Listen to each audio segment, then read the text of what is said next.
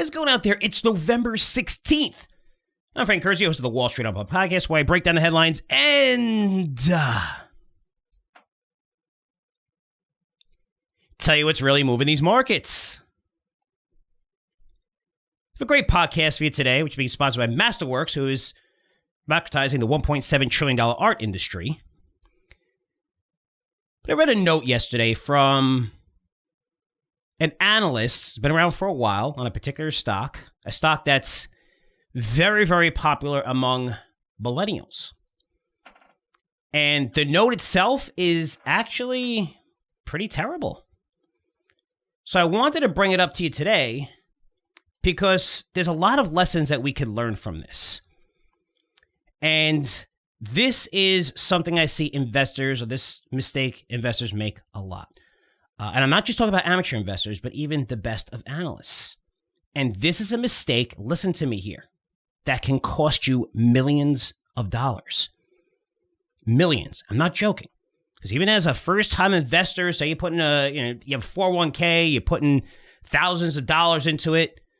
Over time, this nest egg grows. It can easily grow into the millions over a 20-year period if you're adding money to it every month from your paycheck and compounding those returns. You may be thinking 20 years, man, that's a long time. Believe me, I'm 49. It's not that long. It's not that far away. I wish I was doing it younger. But this is a big mistake I see. And here's a note. It came out yesterday from MKM Partners. I'm not going to name the analyst, right? That's the firm. I'm not going to name the analyst on it, right? But he put out a note on AMC, the theater company, reiterating its sell rating and $1 target price. So he has a dollar target price on this stock. So now you're familiar with AMC Entertainment, meme stock. It's trading over $40 right now, $40. And when you're looking at this analyst and that dollar target, you may be saying, wow, holy cow, that's crazy. This is his target price. He lowered this target to $1 in May 2020. Think about that time frame, right? That was in the heart of COVID. Everything was closed. Every theater was closing, and it would stay closed for a while. So you had a company that was facing bankruptcy and still trading around $14 a share. Again, this is May 2020 when he lowered that target to $1. We all know what happened. The Reddit crowd took over, started buying the stock like crazy, sending it to over $60 a share. But again, now it's around $40. But back then, a $1 target may have been justified. I mean, if you have a $14 share, a stock, you could put a target of $3, $4, $5 on it. But $1 is a clear sign that you think this company is going bankrupt. And when you look at May 22, you might have got away with that. That's fine, right? I mean, you're talking about AMC, which had loads of debt, their revenue stream completely 100% cut off due to COVID. And it will remain cut off for several quarters. Again, that dollar target basically implying that AMC is going bankrupt. So let's fast forward to today. Like I said, again, I say this again, AMC is over $4 a share. And this analyst came out and reiterated his sell rating and $1 target. So when I look at AMC today, there's no question it's a much different company. And so are the market conditions. And you look at box office receipts are starting to surge. More people are heading back to the movies now that COVID, that second wave is eased. We're benefiting this because we have a great recommendation that we recommended off of this, not AMC. I was surprised to see these trends, and I'm willing to adapt and change, and we recommend a stock that's probably up like 35% right now in like a month and a half, 2 months, because people are going back to the movies. Just go back to the movies. You'll see people are starting to go back. They feel comfortable. So that changed. But what it does, it gives AMC a growth component, which we know the market loves. The market loves a growth component. It doesn't matter about revenue. It doesn't matter about sales. It doesn't matter about anything, even earnings. It doesn't matter. Rivian's a clear sign of that. It's generating $1 million in sales. And we're looking at what, $130 billion valuation, which is probably 40% higher than Ford now and GM. $1 million in sales they're doing. They love, that's what the market loves. Give the market what it loves. That's what AMC has now. It has a growth component. Operating cash flow will be positive starting next quarter compared to massive losses it saw for most of 2020. Also, AMC, their management team, did a great job raising a lot of money as the stock went high, was pushed high by the Reddit crowd. and the Wall Street bets. Very, very smart.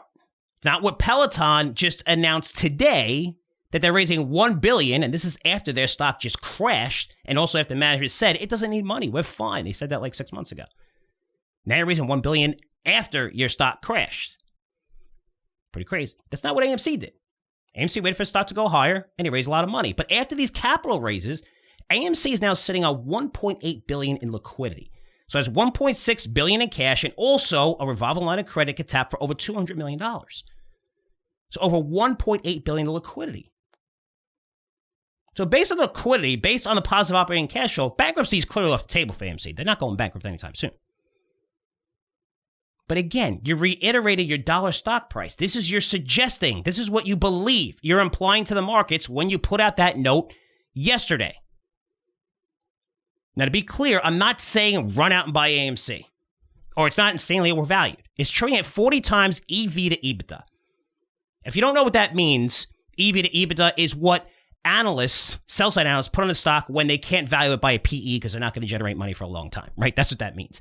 They use different. So if you're a sell-side analyst, you can't say, hey, I love Peloton's bike. It's amazing the stock's going higher. No, you have to have a whole discounted cash flow model, how much revenue they're going to earn. It doesn't even matter. You got to make up shit like they did with Tesla. I mean, Tesla right now is supposed to have every rent-a-car was supposed to be self-driving from Tesla. Remember that? That was now. Morgan Stanley came out with a note 3 years ago saying that's what it was going to be, right? They have to put all this shit in there to justify because they have to put numbers, figure it all out, and then come out with a target price and spit it out, right? That's what they do. That's what they get paid for, whatever. So AMC traded 40 times EV to EBITDA. Okay, again, not 40 times forward earnings, but EV to EBITDA. To put in perspective, the industry's peak all time, the industry at its highest point traded at 9 times EV to EBITDA. This is trading at 40 times EV to EBITDA. So I'm not telling you that it's not insanely overvalued. I'm also not saying you should buy the stock here at $40. I'm bringing this up to you because what this analyst is doing is a mistake I see often. And it's not just from amateur investors, but as you can see, really great analysts, so-called seasoned professionals. So what am I talking about here? I'm talking about stubbornness and failure to adapt to ever-changing market conditions. Are you thinking stubbornness? It's not a big deal. How could that be a big deal when it comes to investing? It is a big deal. It's huge. It's one of the biggest mistakes you can make. And it's almost impossible to correct because it deals with psychology and changing your mind and changing the person you are. And people, they fucking hate to change. Especially older men. We get really stubborn, as our wives know very, very well. And we don't want to change. This is the way we did it. We used to write notes on paper and they got stickies all over the place. We used type. You got to adapt. You have to adapt. But if you go back and look at all the people telling you the market's going to crash since 2010, you know the list. You should know the list by now. Just go back and Google. It's hilarious. And you look at how many people continue to make that call almost every single year since then.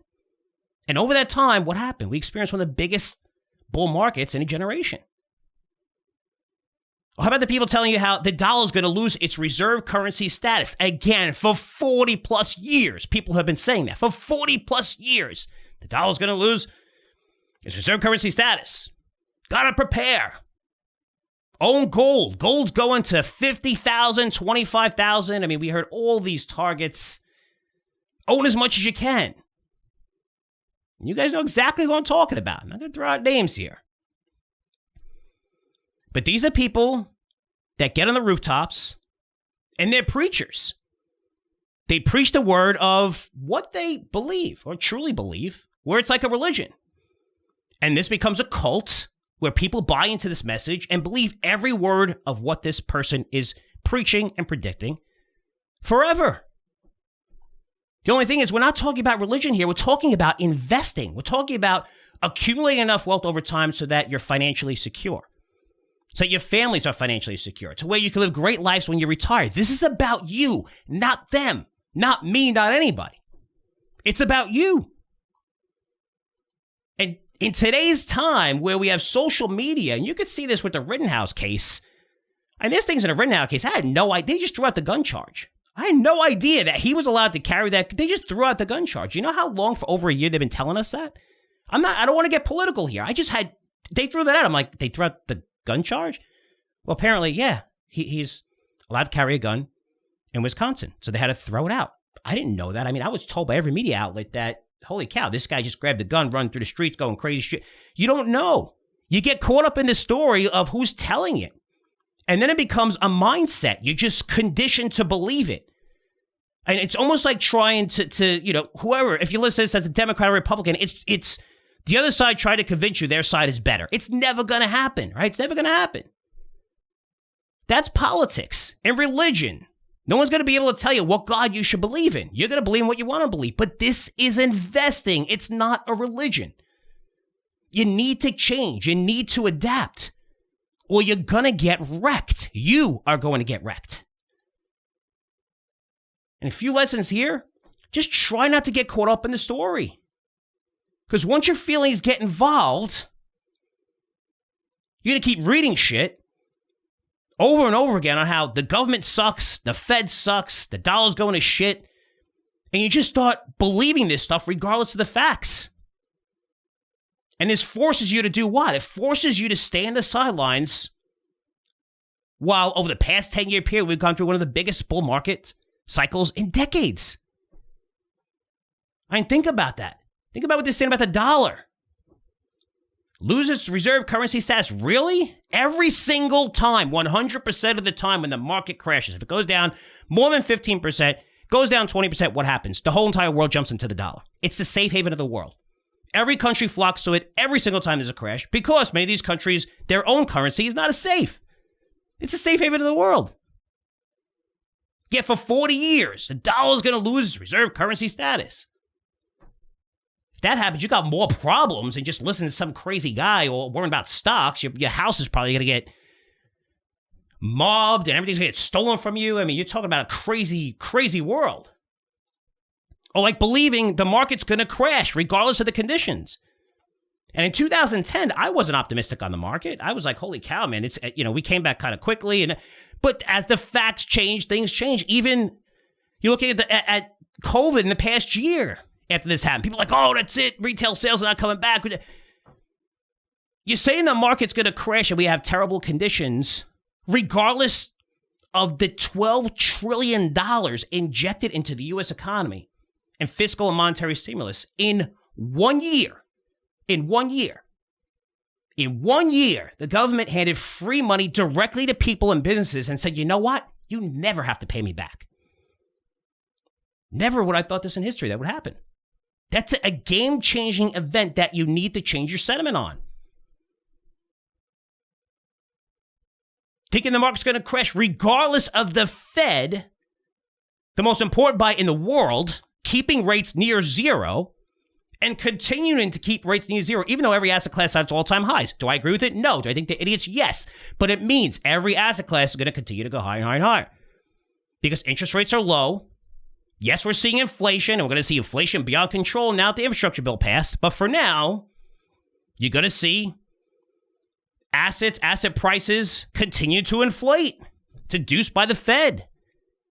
So change your mindset. Because you know what? These people aren't going to change their mindset. There's no way. It's a religion to them. That's what they believe. But don't be stubborn in your ways. Again, I'm even talking about seasoned experts that have made this mistake. And one of them who, I like, I'm a fan of, but Nelson Peltz. And here's a guy that bought G in 2015. I'm bringing it up because I'm comparing it because that was a mistake that I made, which I bring up a lot. And I'll talk about my bad trades more than my winning trades because that's how you're going to learn. And that's being real with people because every single ounce in this, but you're going to make mistakes. You're going to have bad trades. There's nothing wrong with it. In our industry, like this guy, he won't admit that he's wrong. MK and Partners. It's a dollar target. Just say you're wrong. Just say, hey, man, I was wrong on this. Just like Citron came out and said, hey, we're not shorting stocks no more. David Einhorn said, yeah, it's a different landscape. We got to change. These guys are adapting. These are some of the best short sellers in the world that aren't shorting stocks anymore. At least not as much. Because on a dime, you could see a GameStop or AMC wipe out your entire fund. But Nelson Peltz runs the Tryon Fund. He's a billionaire. Bought GE in 2015, and he held it to today, despite all the shit this company went through. All the mistakes, the massive downfall in the stock price, several management changes, tons of write-downs. Again, this is a mistake I made on as well. Lost money, a lot of money on it personally, because I invested in what I give you guys. But here's the difference in handling the situation. We stopped out of GE, and what do we do after? We went into a lot of other stocks. I mean, so many amazing opportunities. Unbelievable gains. The performance has been absolutely fantastic across many of the newsletters. So Peltz could have did the same, invested in almost any stock, generate significant returns, even by just holding the S&P 500. That's called the opportunity cost of holding something. And that value lost by holding GE, and GE on a split adjusted basis, he bought at $215 a share. Again, split adjusted basis. So even though that stock, GE, is doubled from its July lows recently, it's still trading 50% below these levels. So if you're looking at, say, 2017 till today, at the S&P 500 is up 115%, while GE is down 50%. Imagine if I still owned that, I'd be out of business. Nobody would want to buy my newsletter. But how do you convince people to buy something when you're wrong? Is make it a religion. Get on the rooftops and keep shouting about it, no matter what the facts are, no matter what changes. Just keep shouting about it, because everybody's going to believe it. And a lot of people will. And look at Trian's fund. It was $13 billion in 2015. It's $8 billion now. During one of the biggest bull markets, where this is a big position in his portfolio, and he's not one that has a lot of stocks in his portfolio. He doesn't have dozens of picks. He only has a few names in the portfolio. GE has been the staple in his portfolio. Glad it's coming back a little bit for him, but what about that opportunity cost? It's saying, hey, let me get out of this thing, limit my losses here, and then go into something else. You're just following your stops because you're going to be wrong, and really freaking wrong sometimes. That's the business. But that's the easiest way to lower your risk. But keeping a dollar target on a stock where the outlook has clearly changed, it doesn't make sense. And this analysis is not based on fundamentals or research. It's based on an analyst that's being stubborn. He's refusing to adapt to changes in the stock and the marketplace. And if you're someone that's listening to him or listening to some of these people, that puts you in danger. That puts you in danger. Doesn't put him in danger, right? This analyst is still going to get paid by his firm. He's probably, I'm almost 100% sure of this, not allowed to short this stock. If he was really allowed to short AMC since May 2020, at 14 and it's 40 right now, I mean, this guy would be living on a park bench. He's not. He's still at his firm. He's still doing great, but everyone listened to him, right? Does he care about that? I don't know. But it's crazy. But you, the investor who's listening to him, loses a ton of money listening to a guy who doesn't have stake in the game and doesn't even care. And this is his position. This is how I feel. But don't blindly follow someone because you love the story. Because chances are that person who's telling the story, how you need to buy gold for the past 25 years, or you'll get out of the market, it's going to crash. You got wrecked listening to this person. But trust me, these people are still making a ton of money off of you. A lot of them don't have stake in the game. They're charging you stupid fees for underperformance in their funds, or writing tons of books about the same subject and keep revising them that you're going to buy regardless if this person's been wrong for decades, because it's a mindset and you just believe it. You totally don't look at the facts. I can't tell you how many emails I got from COVID, and then they're like, well, Frank, let me see your site. And I showed you, here's the sites, here's the data, here's what I'm looking at. I don't have stake in this. I have stake in making sure that you're healthy, that you're doing great investments, that my family's healthy, doing the right thing with COVID. That's where I got the stats from. Why did I dig in so deep? Because I saw all the shit that was being reported. And a lot of it was shit and bullshit. So in short, these people, their net wealth is going higher and higher. Well, you're getting smoked. And on Wall Street, it's one of the few industries where you can do that. Where you can lose other people's money, but somehow maintain credibility to get more people to invest in you after. I can't tell you how many people I know that destroyed their fund. Destroyed their fund. They just had a bad trade or whatever, and they went all in because it's other people's money that you're managing. And then this guy, like a year later, would just start a fund, and he's like, hey, this raising $500 million to $1 billion. I mean, Wall Street's awesome. That is fantastic. The guy just wrecks you, and right away everyone's like, all right, cool, yeah, let's go, let's invest in him. And that's Wall Street for you. But guys, don't make it a religion. Don't make it a religion. Don't get caught up so much in this story where when the facts change, I know it's hard to do. It's hard. It's difficult. It's like you have a habit that you're trying to break. If it's drinking soda, or if it's eating, if it's smoking, whatever it is, it's so hard to do. But when the facts change in investing, we're talking about investing, you need to change. You need to adapt, because that's one of the biggest mistakes I make. And just seeing this report, I mean, it's a disgusting report to me. It's implying that AMC is going to be bankrupt. It's going bankrupt, and it's clearly not the case.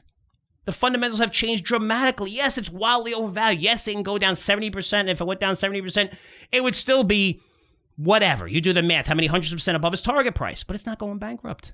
It's not.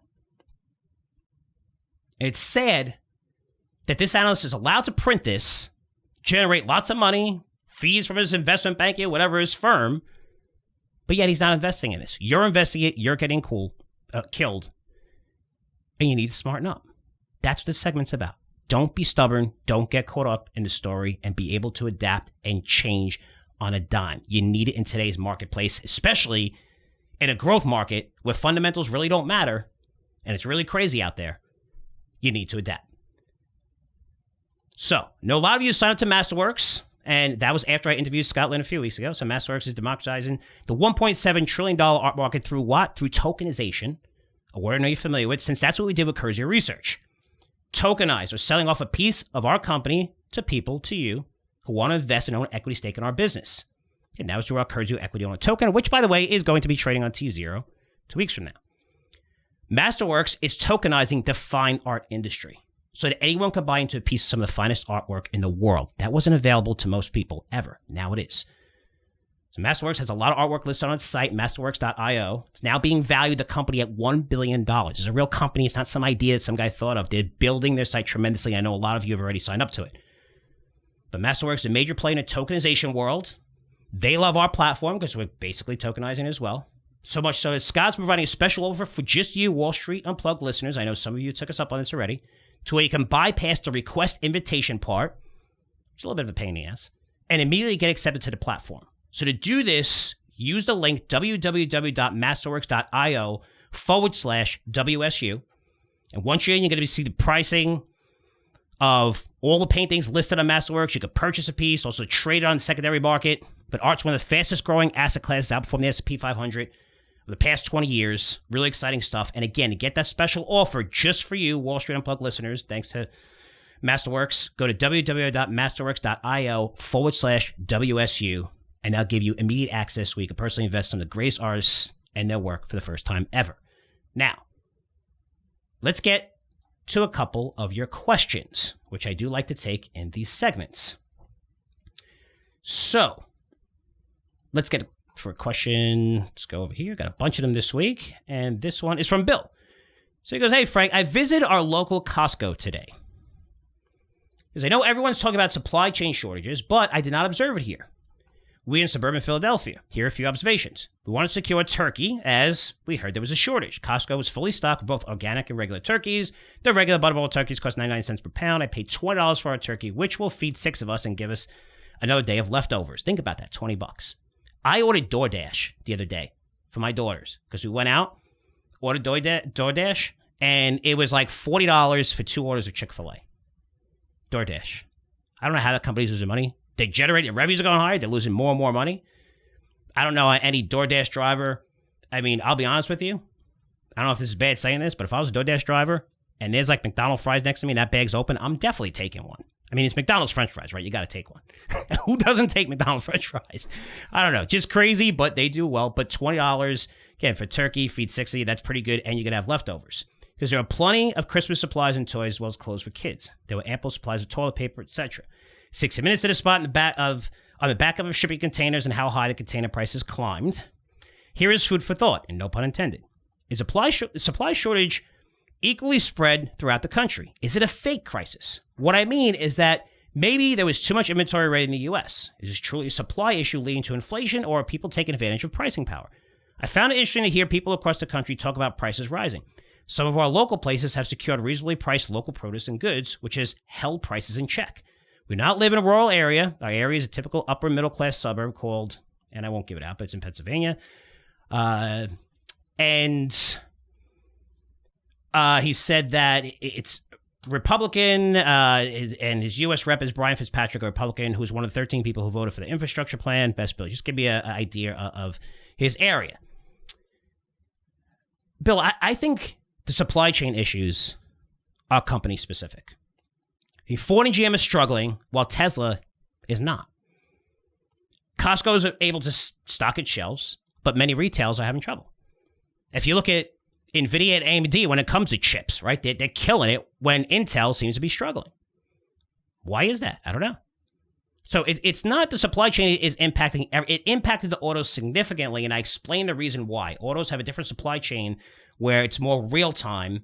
And when you have the iPhone coming out, again, you only have really two companies. It's Samsung and Taiwan Sebi that manufacture almost all the chips for everyone out there. There's other companies that do a little bit, but they have all the fabs and everything, and they have a certain amount of capacity. And a lot of the technology companies saw what was coming with COVID, and they called these guys and said, listen, we need more capacity, we need more capacity, we need more capacity. And the autos saw it late. And when the autos called these guys and said, hey, we need capacity, they're like, we have none. Sorry, we got to build more fab plants, which takes 4 to 5 years to build. So that's why you've seen the struggle with autos, where if you know, I think Jim Cramer went on and said he tried to buy a car and it's not going to get delivered till March, and he ordered it in March, right? So that's a year, and I'm hearing around 9 months. So it's different for companies and also some industries, but Tesla's not really seeing this problem, that big problem as Ford and GM are. My biggest concern with this whole thing, and by the way, I research this material all the time, supply chain. The last 2 weeks, finally, it has kind of bottomed and starting to get better. Finally. We were told this was going to happen like 6 months ago by Ford and GM. So it's finally bottoming to the point it's getting a little bit better, not great. But my biggest concern is delivery component. So we could build more containers, which is Trinity. Use more robots, AI to produce goods, which is Omron, Rockwell, companies that do this. And we'll figure out the shipping problem. I believe that. What I'm most worried about is the trucking problem. So that last mile delivery, once these ships unload. And I think that's why you're seeing, even with the ships, where, hey, we're here, but we have no one to really take these goods. And yeah, you're loading these stockyards and stuff like that. But when it comes to trucking, we currently have a shortage of more than 80,000 truck drivers right now. We're going to need to hire, and this is based on industry statistics, 1 million new drivers over the next 10 years. So 100,000 a year. I mean, Time's reporting that, hey, it's not a trucker shortage or they get treated bad or whatever. Listen, you can make $100,000 and get full benefits right now. And they're dying for workers. They're dying for workers and they need them. And prices are going up. They're able to pass those costs on, raise prices to their customers, so they're able to pay you more money because they need this stuff shipped. They need it shipped. They all do cost analysis, and it makes sense to pay truck drivers more than $100,000 right now. Still can't get them.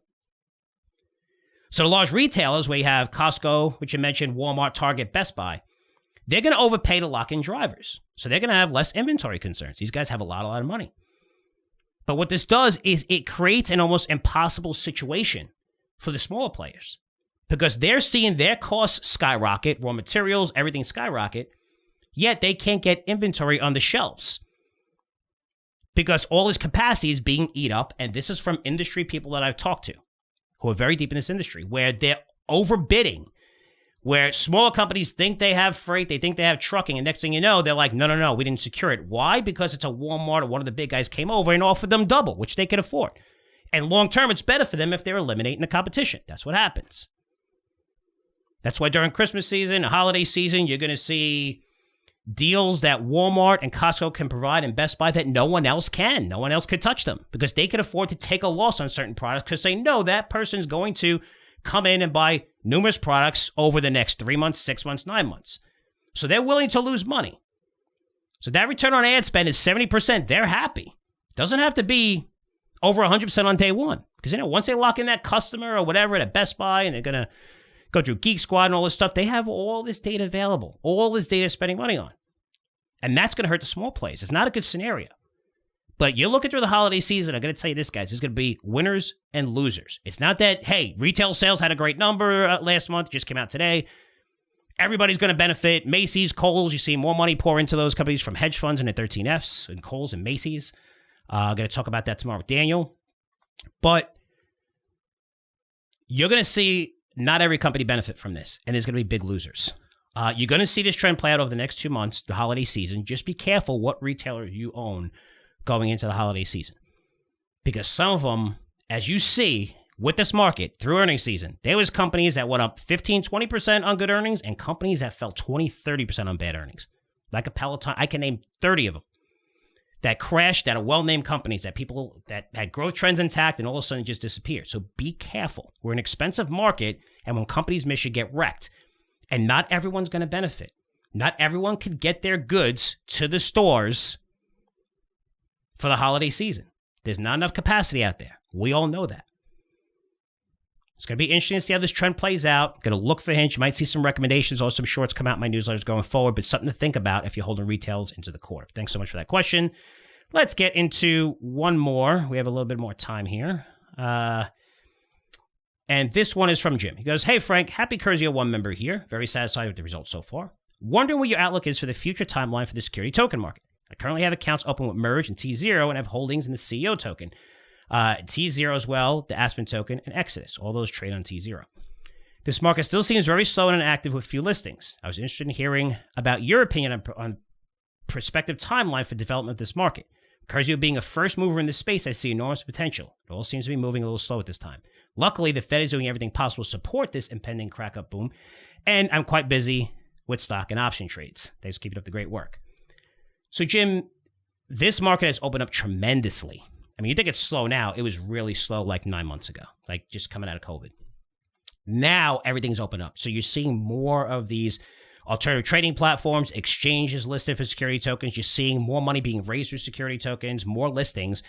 This is like 2017, I'd say 2016 in crypto, right? Where people starting to say, hey, Bitcoin's okay and Ethereum and this and that. And now you're seeing all these platforms open up and more volume. T0, we're going to be next to list there with our CEO token in a couple weeks. Just going through all the process now. Merged an international exchange, great people, but we're a US-based company and we want to be trading on a US-based exchange. And to be honest with you, T0, it's a lot easier for anyone to just open up an account there and trade our token compared to wiring money overseas, which, is not a problem for people, maybe accredited investors or have businesses that wire money, but most people wiring money overseas is scary, right? So T0 is starting to list tons and tons of people on their site. That's why I chose them. It's growing rapidly right now. The volume's still going to be small, but it's going to get bigger. And we want the trend to get bigger and bigger and bigger. And that's what we're seeing in this market. There's new great issues coming out. Huge wild card there where the SEC could come out and deem a lot of these utility token securities. They are securities. They're late to the party when it comes to the SEC. They're going to deem them securities sooner or later. When they do, these guys have to show their financials, show everything. And when that happens, they're going to run to the exits. They're going to run off of Coinbase. They're going to run off of Gemini. Even Kraken, they're going to go to Binance and international exchanges because they can't show their financials because all these kids took so much money. And believe me, they don't want to show their financials or the insider holdings or anything. They don't want to report anything. And they are going to have to report if they're deemed securities. If that happens, that's going to create a massive boom security tokens. It's going to happen much quicker. But right now, it's happening. It's good. Is it slow? It's much, much faster than it was. But exciting times because we're one of the first in here, which means a lot of these companies who are raising millions and tens of millions of dollars to launch the tokens are coming to us, like Masterworks, which is our sponsor, right? So the fact that they're tokenizing, we have something in common, but that gives us an in where I'm able to get a CEO like that on here, and he's like, hey, I'm going to be a sponsor, and people are signing up, and they're able to invest in these artworks for the first time. I'm getting a lot of looks at great ideas, even in the carbon space and alternative energy space that are tokenizing in real estate, and a lot of these people are coming to us because we've been through this system. And we've done this already. And that's really, really cool because that's going to open the door to new ideas, especially in our newsletters. You're a Curzio 1 member, which means you got CCI, which is our crypto intelligence newsletter. And that's where you see a lot of these, new deals come up where you might be able to invest in a discount and you don't need to be an accredited investor due to new regulations. And also, since you're a Curzio 1 member, it means that you are going to get access, Jim, to Luke's Big Money Trader. You get free access to that, which you have free access to already. It's in beta version.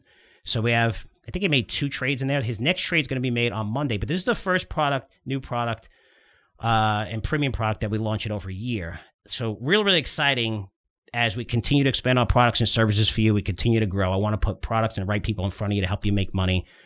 This is an awesome, awesome product. You guys are familiar with Luke. He's been writing for us for free. You can go to Curzio Research, look at all his free work, and you can see how right he's been. Calling market trends on different stocks by following the big money, tracking it to where, not that you're investing so much after it, but you can invest alongside it. And Luke has an incredible track record for over a decade using this system. It's led him some of the fastest growing stocks in the world, like the Netflixes, the Teslas, the Facebooks early on. Many of those huge growth names you know today, and also those are up thousands and thousands of percent over the past years. So when I look at this product and why I loved it and why I launched this, because I don't just want to launch a product to launch a product for Curzio Research, right? That doesn't make sense if people are going to buy it and be like, this sucks. We're in a massive growth market that's going to continue. We're going to see ups and downs. I think 2021, we're almost guaranteed to see a 20% correction. Our corrections usually happen in 2 weeks, and then we rebound, right? But there's a lot of stuff going on, inflation and things, and there's a lot of risk going into 2021. And the underlying conditions are still, with the Fed keeping rates low, more money being injected into the system, growth is going to trump value. And these are names that so many investors, including myself, have avoided because they have high PEs or they've already had big moves. I mean, you look at Amazon. We recommended our newsletter, I think, 2007, 2018, and it was approaching 900. So we got it in below 900. You might say, it's $900. It's expensive. It's crazy. It's 3,400 today. So a lot of people feel like, I missed that move. But yet, over that time, look at what Amazon has done. Not just retail, and yes, it benefited from COVID, but still huge in cloud. Massive. Biggest company in cloud. Yes, Microsoft has caught up, and now it's kind of two of them. But they are massive when it comes to AWS. And that is one of the highest margin businesses in the world. And this company has continued to make money. So it's not just buying these things, it's seeing the growth behind them. And that's what this newsletter tracks. And a lot of these funds have to be investing in some of these stocks early on. And Luke's able to track them through his system and follow them. So happy to launch this product. He's got a big money trader guide of how to capitalize on mispriced stocks. He's going to have educational videos. He's great on videos. So we're launching it tomorrow. You're probably going to see a video on it. It's a short video. We're not doing long videos. If you're interested, definitely sign up to that offer because it's a special price just for you, just for Wall Street Unplugged listeners. But again, very excited to launch that. And I know the last question was from Jim, and he talked about you trading stock and options. This is going to have options in it. There's going to have an option newsletter. Options are on fire right now. And if you look at his current newsletter, which is Big Money Report, think about those stocks and placing option trades. I don't know if you're a subscriber to that newsletter. And that's pretty exciting because if you see his performance, you're going to know why it's exciting. So he's going to teach you how to trade these options. You can do them through your E-Trade account. So really exciting stuff. His next trade is going to be on Monday. Again, he already has 2 in a newsletter that you'll see if you subscribe, but that next trade is coming Monday, which is pretty quick, and excited to launch this product. So that comes out tomorrow. And questions, comments you guys have on that, please feel free to email frankcurzioresearch.com. But really happy for Luke launching this product and my team, and really exciting times right now that we continue to expand new products and build this company for our customers. So guys, questions, comments, feel free to email frankcurzioresearch.com. Appreciate all the support. I'll see you guys tomorrow. Take care.